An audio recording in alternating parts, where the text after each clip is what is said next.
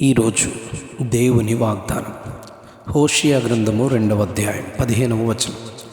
ఆకోరు శ్రమగల లోయను నిరీక్షణ ద్వారముగా చేసెదను. ఆకోరు శ్రమగల లోయను నిరీక్షణ ద్వారముగా చేసెదను. అక్కడ నుండి దానిని తోడుకుని వచ్చి దానికి ద్రాక్ష చెట్లనిత్తును. ఆకోరు శ్రమగల లోయను నిరీక్షణ ద్వారముగా చేసెదను. బాల్యమున ఐగుప్తు దేశంలో నుండి అది వచ్చినప్పుడు నా మాట వినినట్లు అది ఇచ్చట నుండి నా మాట వినును.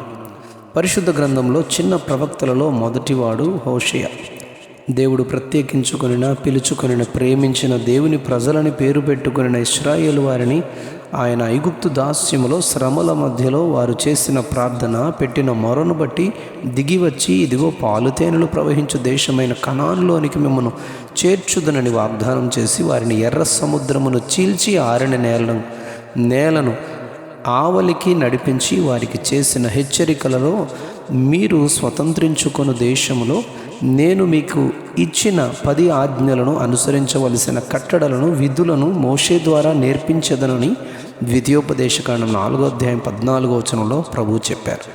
హోరేబులో అగ్ని జ్వాలల మధ్య నుండి మీతో మాట్లాడిన దినమున మీరు ఏ స్వరూపమును చూడలేదు.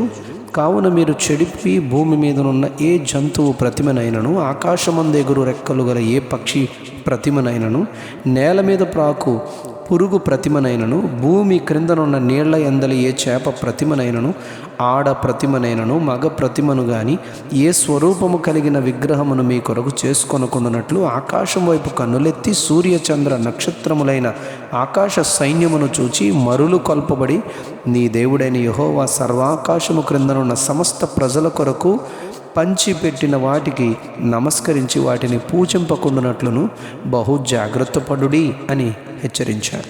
కానీ ఇశ్రాయేలు వారు దేవుని మరచిపోయిన వారుగా వారు వెళ్ళిన దేశములలోనున్న అన్యజనుల ఆచారములను నేర్చుకుని వాటిని పూజించి తమ దేవుడైన యెహోవాకు విరోధముగా ప్రవర్తించారు. ఆ క్రియలే వారికి ఉరిగా మారాయి అని 106వ కీర్తన 35వ వచనంలో చెప్పబడింది.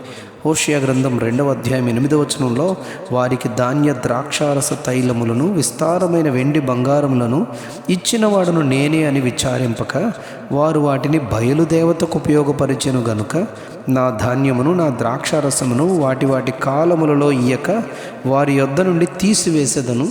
వారి మాన సంరక్షణ ఆధారమైన నా గొర్రెబొచ్చును, జనపనారయు దానికి దొరకకుండా నేను ఉంచుదును అని వేటిని గూర్చి నా విటకాండ్రు నాకిచ్చిన జీతమని చెప్పుకొనినో వాటిని, అనగా ద్రాక్ష చెట్లు, అంజూరపు చెట్లను నేను లయపరిచి అడవి జంతువులు వాటిని భక్షించినట్లు చేసి అడవి చేసేదను.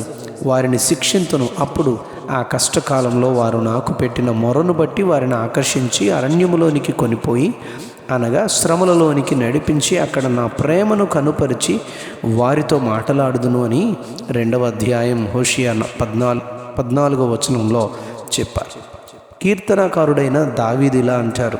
119వ కీర్తన 71వ వచనంలో, నీ కట్టడలను నేర్చుకున్నట్లు శ్రమనొంది ఉండుట నాకు మేలాయను అని చెప్పారు. అవును, చిన్నపిల్లలకు భయం లేకుండా అంతా చక్కగా ఉన్నప్పుడు వారి నోట అమ్మ అని కానీ నాన్న అని కానీ పిలవకుండా ఆడుకుంటూ మొత్తమంతా తిరుగుతూ ఉంటారు.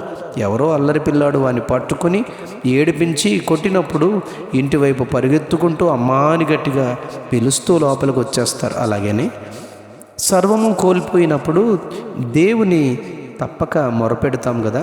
ఈరోజు మన ధ్యాన వాక్యపు సారాంశం ఇదే. ఆకోరు శ్రమగల లోయను నిరీక్షణ ద్వారముగా చేసేదను అని ప్రభు చెబుతూ ఉన్నారు.